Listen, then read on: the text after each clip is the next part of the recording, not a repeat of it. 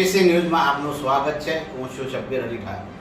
ગોધરા ખાતે યોજાયેલી નીટની પરીક્ષામાં વિદ્યાર્થીઓને ચોરી કરી પાસ કરાવવાનું મોટું કૌભાંડ ઝડપાયું છે।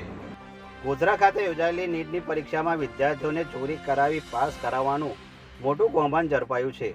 સમગ્ર મામલે ગોધરા જય જલારામ સ્કૂલના શિક્ષક તુષાર ભટ્ટ, વડોદરા રોય ઓવરસીઝ કંપનીના માલિક પરશુરામ રોય અને ગોધરાના આરિફ વોરા સામે નોંધાઈ પોલીસ ફરિયાદ।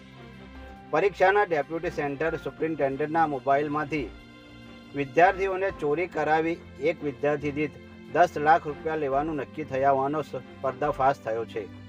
સમગ્ર મામલે જિલ્લા શિક્ષણ અધિકારી દ્વારા ગોધરા તાલુકા પોલીસ મથકે 3 ઇસમો વિરુદ્ધ ફરિયાદ નોંધાઈ છે। વિશ્વાસઘાત, છેતરપિંડી અને ભ્રષ્ટાચાર નિવારણ અધિનિયમની વિવિધ કલમો હેઠળ ફરિયાદ નોંધાઈ છે। ગઈ 5મી તારીખે જિલ્લામાં એનઈઈટીની એક્ઝામ હતી। આપણે ત્યાં ગોધરા સિટીમાં એનું એક સેન્ટર હતું।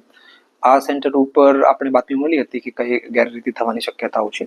એ વસ્તુને ધ્યાનમાં રાખીને તાત્કાલિક જિલ્લા શિક્ષણ અધિકારીને સ્થળ ઉપર મોકલ્યા હતા। પોલીસની ટીમને પણ મોકલી હતી કે એ જે કોઈ પણ ગેરરીતિ થવાની શક્યતા હોય તો એને તાત્કાલિક અટકાવી શકાય।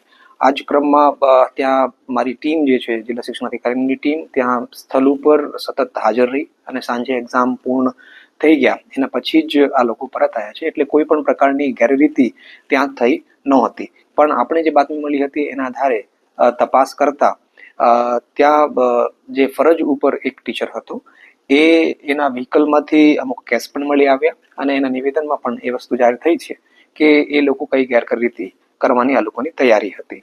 તંત્રની સતર્કતાને લીધે કોઈ પણ પ્રકારની ગેરરીતિ થઈ નહોતી અને એક્ઝામ જે છે એ વ્યવસ્થિત રીતે પૂર્ણ થઈ હતી।